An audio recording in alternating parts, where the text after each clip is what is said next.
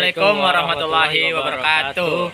Ya, perkenalkan nama saya Muhammad Pugu Madani dari kelas 2 SD. Dan saya Muhammad Robi Agus Miftah dari kelas 2 SD juga. Pada kesempatan kali ini kita akan mengkaji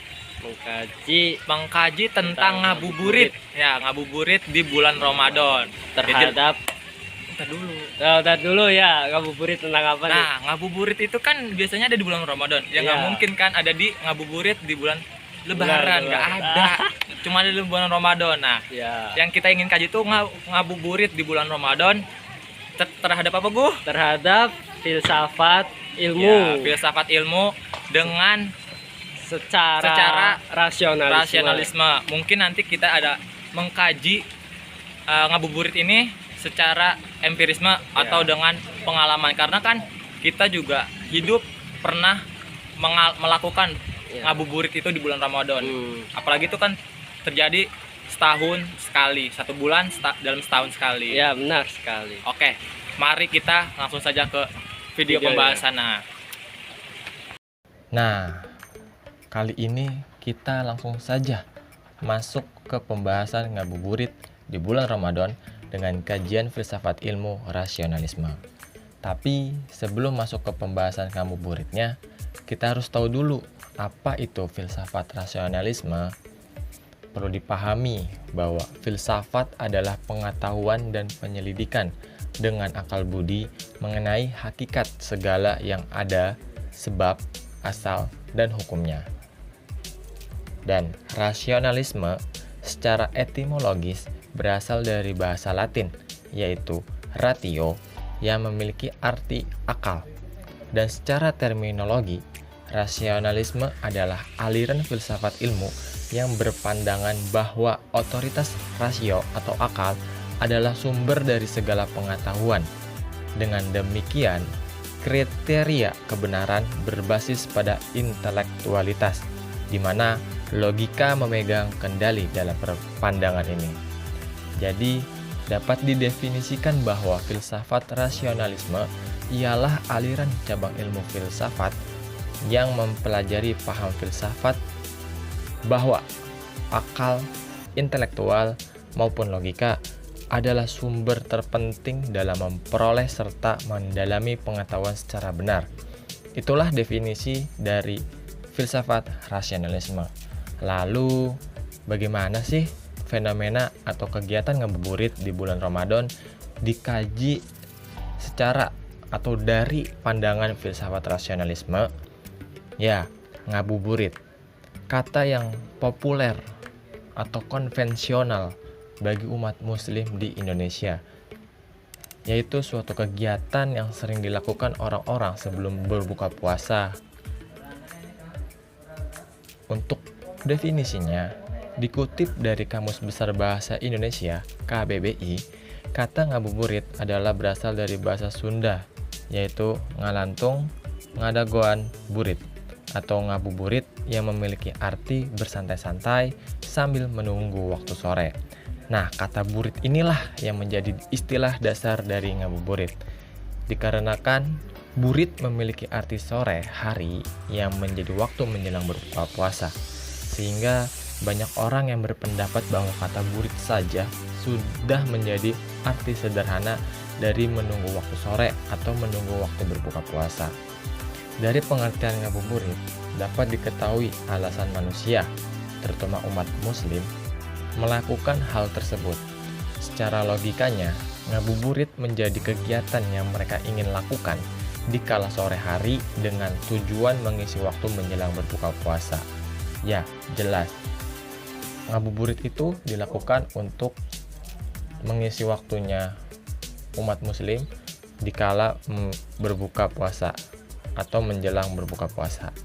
Nah, selain dari pandangan rasionalismenya, hal lain yang dapat dikaji ialah dari pandangan ontologinya.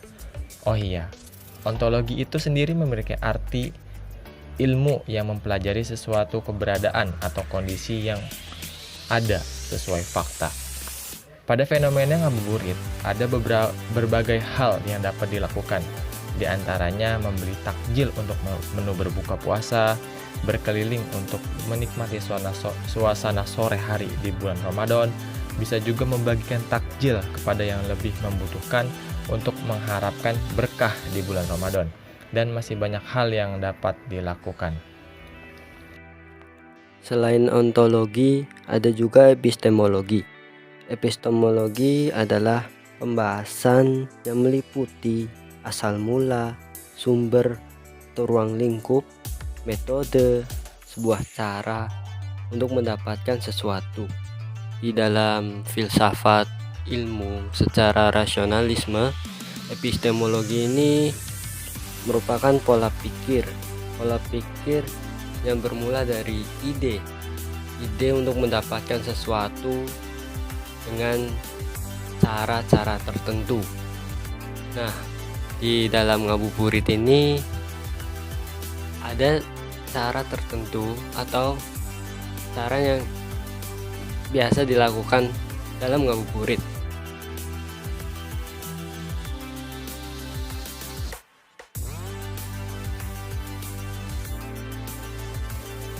Seperti yang sudah disebutkan Mas Robi yang tadi, semisal kayak berpergian menggunakan motor, keliling mencari takjil, ataupun sekedar melihat kereta api, jalan-jalan, dan sebagainya.